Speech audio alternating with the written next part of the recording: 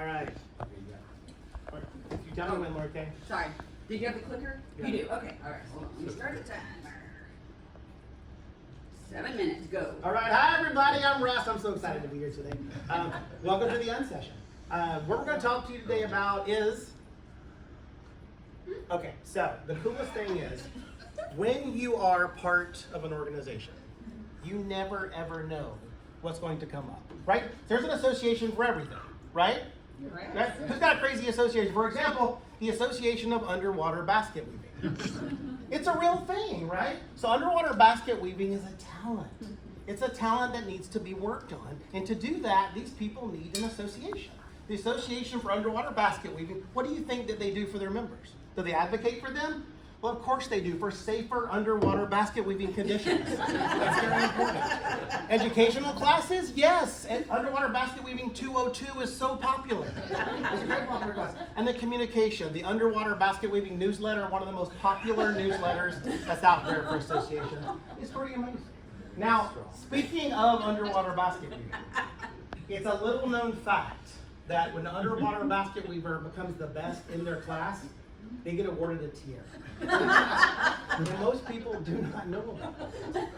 So, What if they got the newsletter? then what if they got the newsletter? They absolutely would. And notice, lost tiara, reward one cold beer. And I'll say, is there anything better than a cold beer? There's actually not at all. Except maybe, the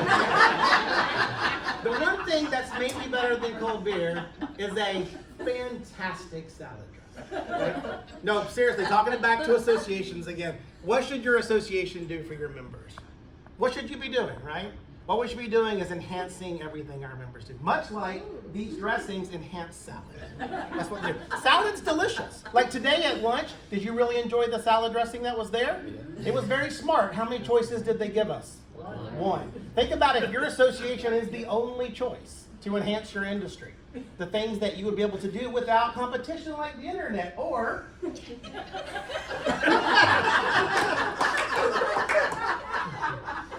without the invaders coming to try to knock down your door every single day. See, because what we do for our members is 100% the light side of the force.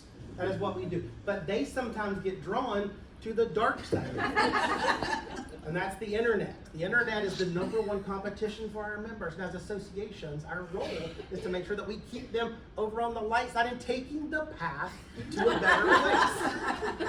Because the path to happiness is watching what your association needs to do. Look, Amicalola State Park. Oh, was that all the way to hike in? It was. That is fantastic.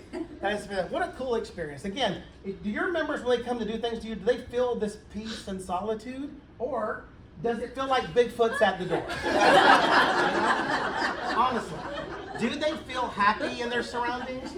Or are they feeling like somebody's out to get them and your association is not protecting them? Are you not being the security guard that they need to protect them from Bigfoot? So, we have to make the most out of whatever we can do. If I am a brewery and I want to make people love the place that I be, what do? I turn a keg into a urinal, right? Because it's a great talking point. In your association, have you thought about doing that? Taking something completely unconventional and turning it into a member experience. The things that you could do, like with a Wendy Wobble doll, are pretty amazing, right? This is an experience for all of us, and as you can see, she enjoyed the hell out of beer tasting. She enjoyed it actually a little bit too much, it looks like there. But this is a great example of something that we made an experience for our members using beer tasting, which is pretty great. Look at all these happy Greg Millies. Right? Does everybody want to be at the table with you? Is that what they want? Everybody wants to be with Greg Millia. Even Greg Millia wants to be there. Everybody wants to be there. And now think about your association, and what we say is, do they all want to be there? And what shape are you helping them with? This is a confusing slide.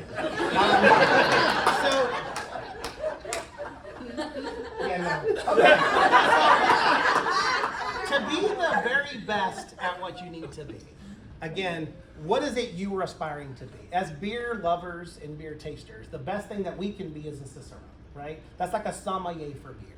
right? Does your association, are you doing that for your members?